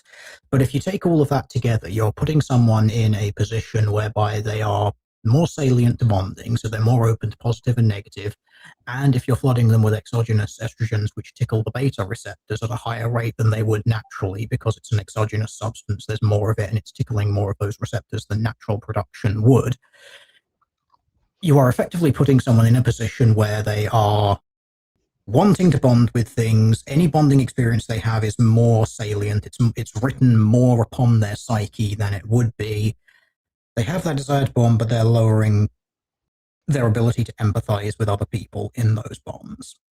Like, this is a wonderful thing that if you want to increase Overly rates attached of, girlfriend. Overly attached girlfriend. if you want to have overly attached girlfriends who don't actually care that much about you, if you want to encourage women to be a little more sexually aggressive while not caring about what their partners are doing, if you wanted people to have that urge and desire to bond with in-groups and lower rates of empathy, which would then, because you're primed for positive and negative in-group and out-group, so you're primed for more salience of positive interaction with in-groups, and you're also primed for more negative or less empathetic bondings to out-groups, you then get women who are going to be more politically extreme because you have people who are looking at their in-group and thinking, this is my in-group, I really, really like them, and because I'm slightly defective in lowered empathy because of exogenous estrogen, I also view my out-group as less human than I would otherwise. Yep. Now, with all of this stuff that I've just laid out here, does this not sound exactly like the society that we live in? It does indeed. And then you have the additional problem with women having such incredible comfort that they don't get that V1A cross activation with oxytocin. So oxytocin binding to V1A R or V1A V1A receptors. It is V1AR. That's the receptor. The reason why I paused. The reason why I would pause is because I realized I was saying V1AR and then using the word receptors after it, and I was like, oh wait, no, that's not okay. I just did a brain fart there. But yeah, it's you don't get that cross activation, which means you don't get that empathy with specificity. So that's empathy towards individuals rather than categories. So you get a situation where women are empathizing with trans people, which is actually functionally impossible, and I'm going to tell you why. The real empathy is empathizing with people who happen to be trans, right? So you empathize with somebody who happens to be trans, you empathize with somebody who happens to be, I don't know, or to have cancer, or you empathize, and I'm going to try to use an example that isn't like a medical. You empathize with people who happen to be a minority. Do you see the difference? You know, the difference between I empathize with trans people versus I empathize with a person who happens to be trans, right? You're putting the person first, you're putting the individual first, and that's really the only way you can express compassion because it's actionable. It's an individual. If they need something, you can identify it and give it to them. You cannot give anything to the category trans. And that's what their empathy is. It's categorizing people and then saying, I have empathy for trans. It's like you cannot have empathy for a category. Like it's just functionally impossible. Yeah. Because the category isn't a person and empathy requires a specific target. So I think that ties exactly to what you're saying, Teal Deer. So that not only do they have this more powerful in-group, which is a category bonding, and in the case of what Donna Haraway is doing, she has constructed an in-group that is so nebulous, everything is out-group. So it isn't even really about caring about the in-group, it's about hating the out-group. So when you're that estrogen dominant, it isn't about caring about the in-group, it's about hating an out-group because you don't have empathy, or you have lowered empathy, and you certainly have no specific empathy. So the in-group is always category. It's never a specific person. You're always expressing or virtue signaling your concern over categories that categorically you can't really have empathy for, and you have no empathy for anyone specific. You see what I'm saying? Like, am I making sense? Yeah. Okay. Yeah, you can't have empathy for something abstract or like a group of people, Or at like a least category. you can't express it. You can't No. activate. You But can't it's like empty. actualize it. It's like saying you care about the XYZ community, Yeah. whatever it is. Yeah, whatever that is. But it's not because it's real or because those people might even benefit. It's because you want to be seen as someone who cares. So it's purely self-serving. It's purely egoist. Yes, and it's purely about identifying an outgroup ultimately. Yes. Because Yeah, it's not that's about right. expressing That's right. it's not about expressing empathy to someone you could actually express compassion for because you could take compassionate actions. Yeah. It's about expressing virtue towards a category group. And that, people don't really belong to categories. Categories are abstractions. So ultimately, it's about using the category to create the largest possible outgroup to direct her hostility against, which Yes. exactly maps to what Teal Deer was saying in terms of what the pill is doing to women, estrogen receptors, in conjunction with what I'm saying about V1AR cross activation with Yes. oxytocin. Okay. Okay, so I'm running out of time. I got like maybe 15 minutes, but someone in the chat is asking you to check your super chows, and Okay. I looked and there's nothing new here, so I'm guessing something is stuck. I'll poke the So voles. yeah, Okay, go so ahead and do see if there's something there. It was from you have to Kanoko's go evil immediately? twin. No, I got like 10 minutes, Okay. but soon. So I'll finish off this paragraph, and I think you got like an analysis thing you want to do, and we can just stop there. So Okay, Hillary Clinton. Oh yeah, I I'm got sorry. Go ahead. I can, if it's not showing up, I can read it. Yeah, it's not showing up. Okay, I'll read it off here. Because I got my own little dashboard. So this is from, shoot, it doesn't really give me the name. That should pop up. So but this is we've been cyborgs since the first use of technology. So since the innovation of the wheel, or the first use of fire in cooking, or the innovation of pockets in clothing. Wow, guys, we've been cyborgs for over 12,000 years, yo. No, I'm pretty sure that she would date the creation of the cyborg with vibrators you can buy in like Woolsworth or something. What if it started when, because it was said, and she's framing this in like a, let's say, in contrast to Abrahamic religions like Christianity. As you said, this has Lilith energy. Lilith being a character that doesn't actually appear in the Bible, by the way, but appears in the Talmud, but that's another story for another time. But Adam, was one thing that he did when he was in the garden was he named all of the animals. So God created all the animals, but Adam named all the animals, the plants, and the things that fly in the air and crawl on the ground. So he categorized them, and Eve spoke to the animals. That's why the snake was able to talk to her, was able to like tempt her, because she speaks to the animals and then speaks for them in a way. So it's almost like she was an advocate.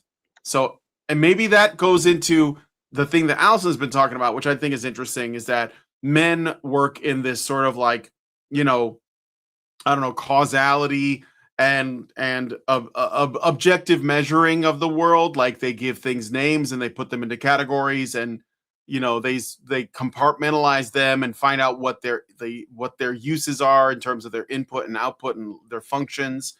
that's why men like to talk about, like, for example, the lore of like fantasy worlds, and they look at it from a very systems oriented way. And women like the social web stuff, like Eve was interested in talking to the animals, which is why she was able again to advocate for them and speak to the serpent. So I just think it's an interesting thing because it's sort of like, I don't know if I'm adding anything, but it's sort of like expanding on that, because again, this woman is she is trying to discredit the male contribution to the world. That's why she's eliminating categories, it seems, because Yes. men create categories. You know what I mean? Yeah, they So create categories in order to establish task loops that interact with their environment, right? yeah, And again, that's the modality that she cannot. I don't know if she's really aware that it exists, and or if she just thinks that if she makes it illegitimate, she doesn't have to deal with it, or she doesn't have to consider that there's a style of cognition that she doesn't have access to. You know, there might be profound insecurity on her part. yeah. Yeah. But yeah, that's Anyway, yeah, Lilith is a heretical, is a heresy that oh, is doesn't exist in the Bible. But anyway, go ahead. somebody asking about Lilith? No, no, I was just saying, because you were saying it's Lilith coded, and I was saying Lilith comes from the Talmud. Yeah. Well, She's I mean, that's still, Babylonian. She was a Babylonian thing. yeah, but Babylonian. I think it's But still go ahead. legitimate. I mean, No, I know it's probably, still I'm not saying we shouldn't talk about it. I'm basically saying it doesn't. She doesn't exist in the Bible in the way, at least not in the way that how do I put this? Because I know that there are people who don't think that anything in the Bible is legitimate, but I'm just saying it's not in the commonly understood versions. I'll put it that way. So, but yeah, anyway, okay. All right, so that was from, I'm going to just use Magic Lantern because he didn't go through Super Chow. That previous Super Chow was from Magic Lantern for $5. Thank you, Magic Lantern. So yeah, this is, I did do a little analysis comparing Haraway's versus the VNS matrix, which is what you were reading. And yeah, this is, it says, so the analysis is this: same architecture, opposite craft register. Haraway is the high theory formalization. VNS matrix is the same operation stripped to its combat function and shouted. Where Haraway spends 1,700 words building affinity, not identity, which is basically things don't have they don't exist in reality, they only exist in the relational web, the web of things. VNS matrix asserts the finished outgroup topology in 12 lines. The moral circle. The manifestos is pure target acquisition with the care register almost entirely deleted. No litter, no lemurs, no unreachable sympathetic objects to launder the hostility. The in-group is we, the modern cunt. The outgroup is named directly, Big Daddy mainframe. The moral code, the symbolic, the discourse. The verbs are all hostile, rupturing, sabotaging, terminating, infiltrating, disrupting, corrupting. This is the Haraway operation with the sandbags removed. So what the reference to the sandbags is, you know, if you're in a position that you're trying to hold, you use sandbags to protect it. Haraway is using the lemurs, the agility dog, all of the mushrooms, the ferns. She's using this as a way of protecting her position.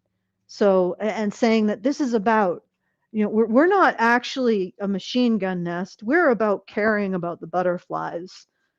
Disregard the sound of bullets coming out from our position. We're really, and also if you even acknowledge the fact that bullets are coming out of your position, that's patriarchal thinking. That is misogyny. We're not shooting at you. You're shooting at us. This is the Haraway operation with the sandbags removed, which is why it reads as aggressive rather than ethical. It's honest about being a weapon. Haraway's craft is precisely the litter that VNS Matrix doesn't bother to deploy. So Haraway's hiding what she's doing. Matrix is just out in the open. spraying bullets at everything. So this is a more direct attack on men and how they do. The pair bond and reproductive architecture aren't dissolved through theory. They're replaced with a single decontextualized organ wired to a network.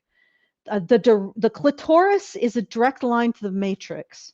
So the intercourse is no longer between man and woman. It's between clitoris and the matrix vibrator. Sex is uncoupled not just from reproduction, Haraway's move, but from any partner at all. Autoerotic, machine interfaced, with no second person. The bonding context isn't reorganized, it's deleted. Unbounded, unleashed, unforgiven is the explicit rejection of any terminal bonding state. So this is feminism not just rejecting heterosexuality, but literally human bonding in its entire spectrum. All right, obviously this is reading default, like the VNS manifesto, the modern cunt manifesto, with its direct interface with the machine orgasm. We see art with our cunt. We make art with our cunt. The organ does no organ-specific work. It's a symbol of transgression, swappable with any abject token. The essay confirms this. Slime, abjection, the visceral template all rotate through the same slot. Direct line to the matrix is the cleanest case. The clitoris isn't connected to anything. It is a position marker in the social web. What? These people are so like they're just this is just I don't know. They're horny all the time and they need to stop. Where's my bonk? Yes. They are. They are seeking something, and that something is very obvious when you read between the lines. Her clitoris has no direct line to the matrix, and the rhetoric mystifies technology and misinterprets the daily life of the female computer worker. That's the swap test failure called out by name. The operative reader actually does the technical work, hits the referent check, and the symbol collapses. Yes, how do we connect clitorises to the matrix? Good Lord. What's the coupling apparatus? VNS Matrix is more revealing than Haraway, precisely because it's worse crafted. Oh man, Punish Claude's getting sassy.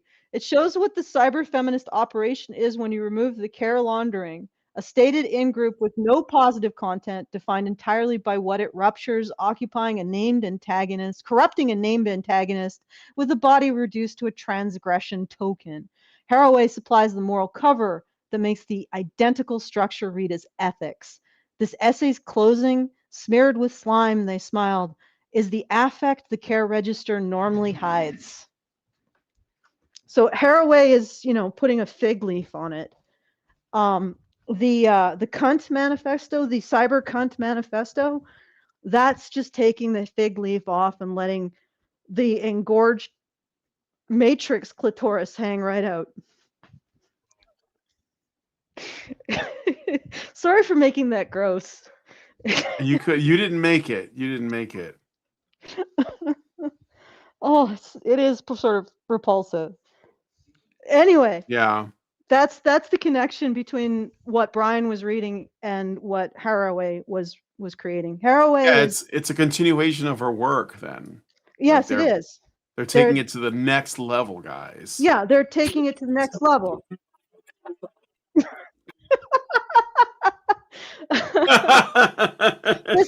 They're taking it to the point where they pull the gun out and say, "Here you go, suckers. This is the payload right in your face." It's not quite as cool as I had hoped cyberpunk would be. Yeah. It's just all right. It's just horny. That's it. Yeah, I know.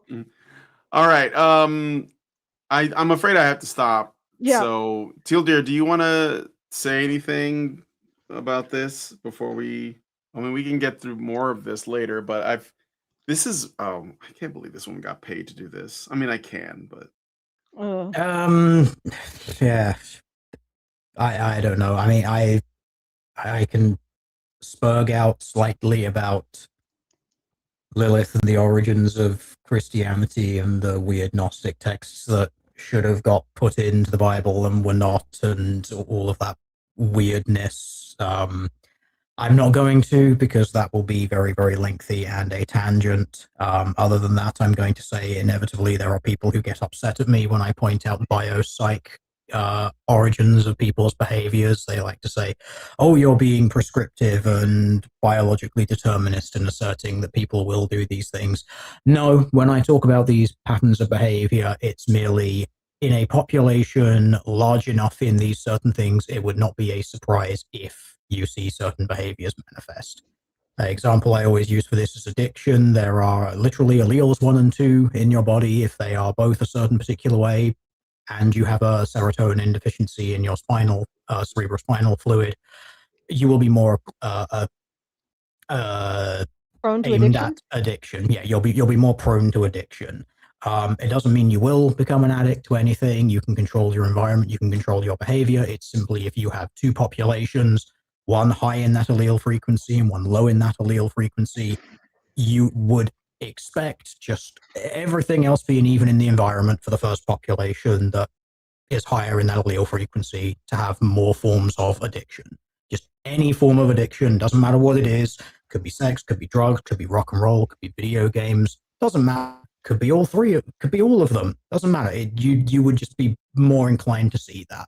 So when I point out all these things regarding exogenous estrogens going into the bodies and altering how people behave, it's not saying any particular one person would be. It's just if you blast like 3/4 of your population with it, it's not going to be a surprise if the population changes its behavior slightly.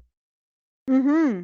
That's it. Yeah. I just feel the need to put those disclaimers on these things every so often. People like to get really angry when you say, hey, did you know that humans are biological organisms and that behavior is a product of biology? Mm-hmm. And some people get really mad at you for that for some reason. Yes. Yeah. Yes, they do.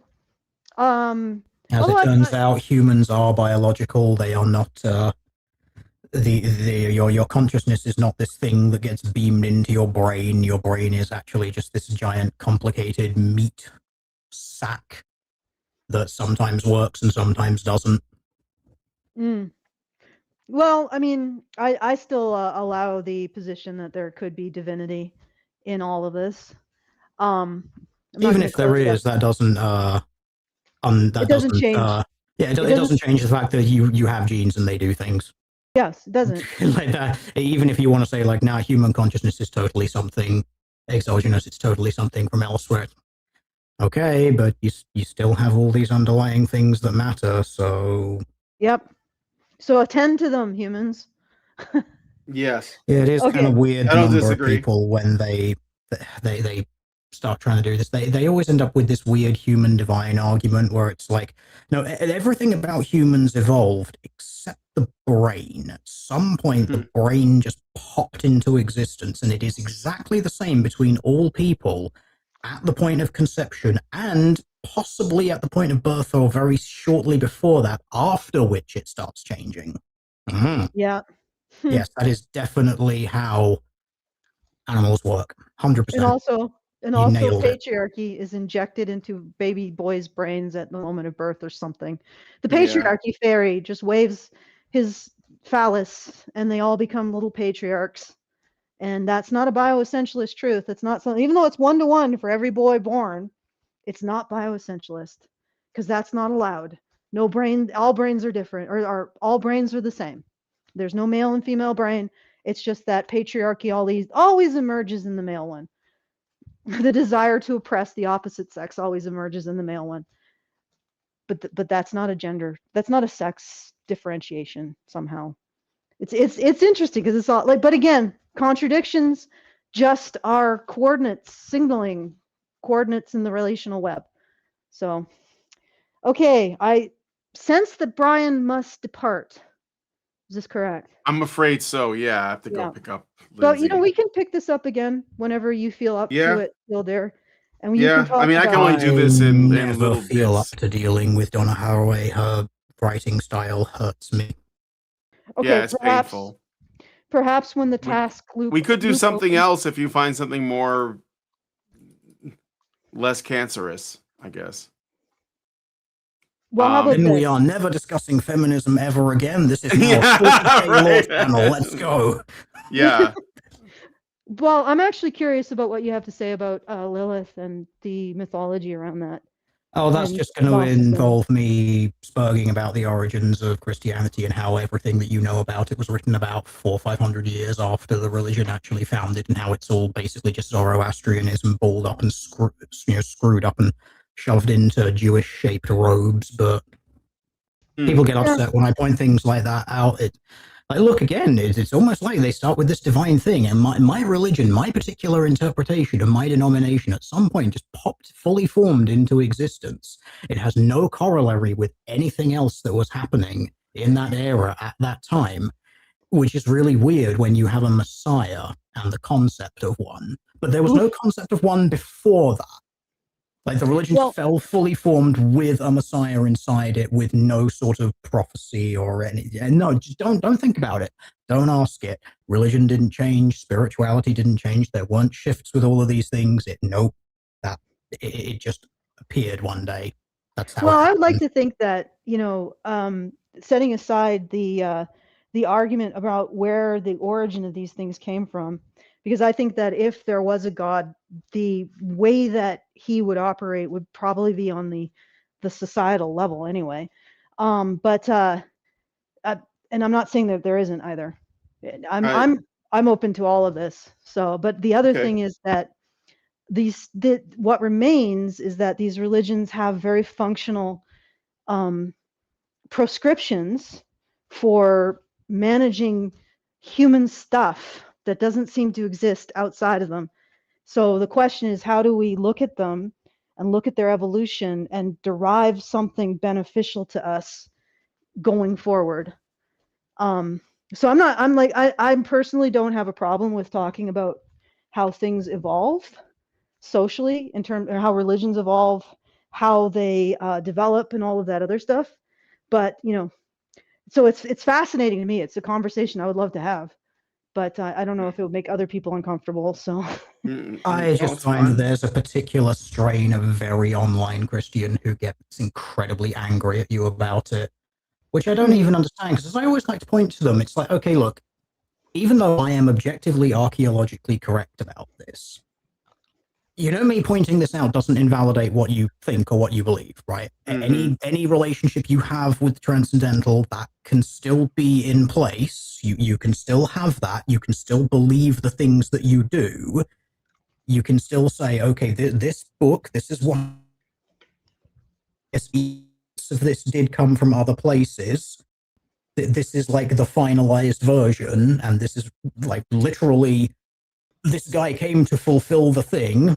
This is it. This is the fulfill. You can still do that. Like, me just pointing out that there's other stuff around there related to it and before it doesn't say that you can't do this or that you're wrong for doing this now.